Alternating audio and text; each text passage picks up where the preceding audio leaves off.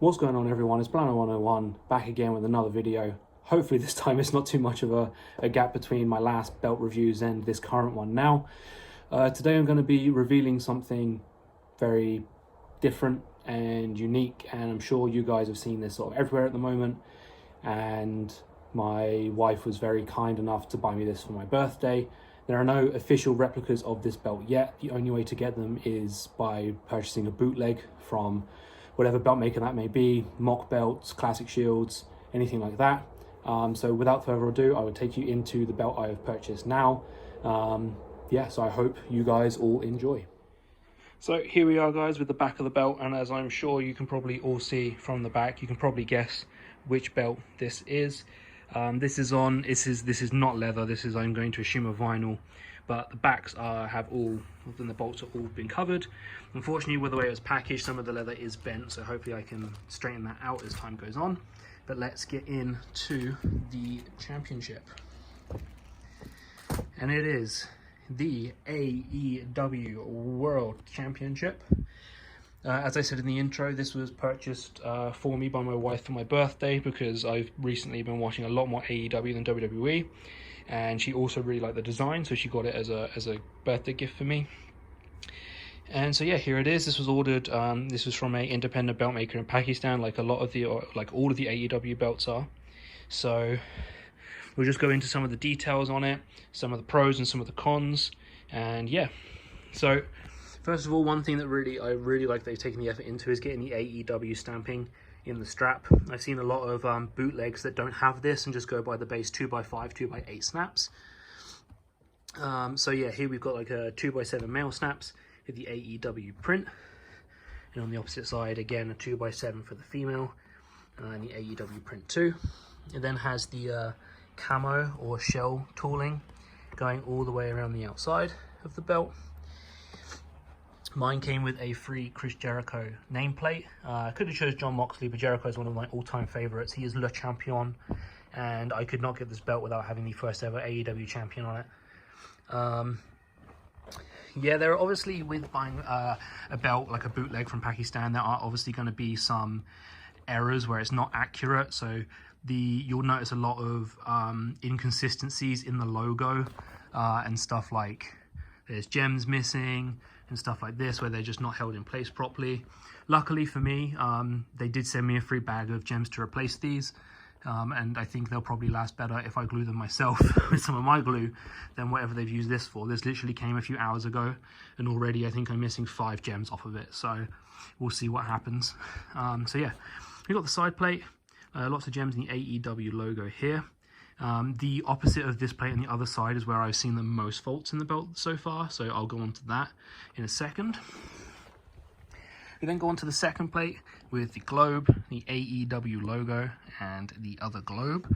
I did buy, this was on eBay, and they had 2 options. They had a base AEW title where all the plates were flat, and they had the premium, which was the stacked 4mm plates, which, as you can see here, they are just sort of stacked.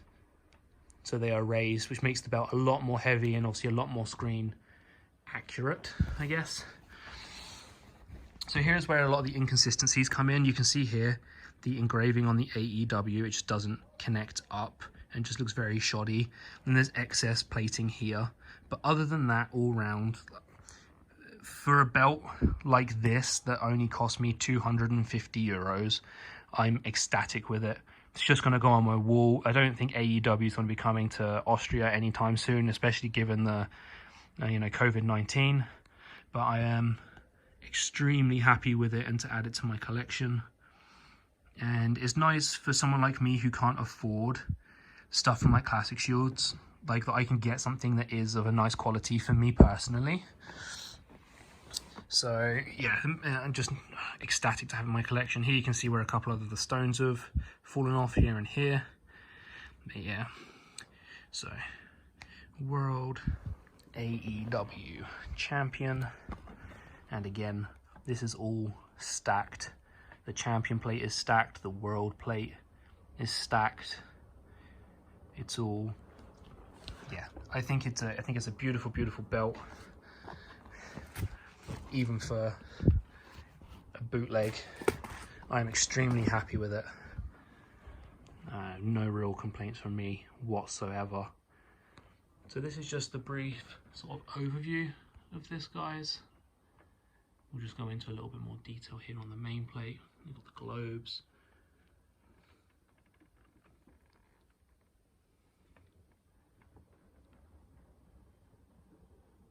So yeah, and as said as well, all of these plates are sort of 4mm thick.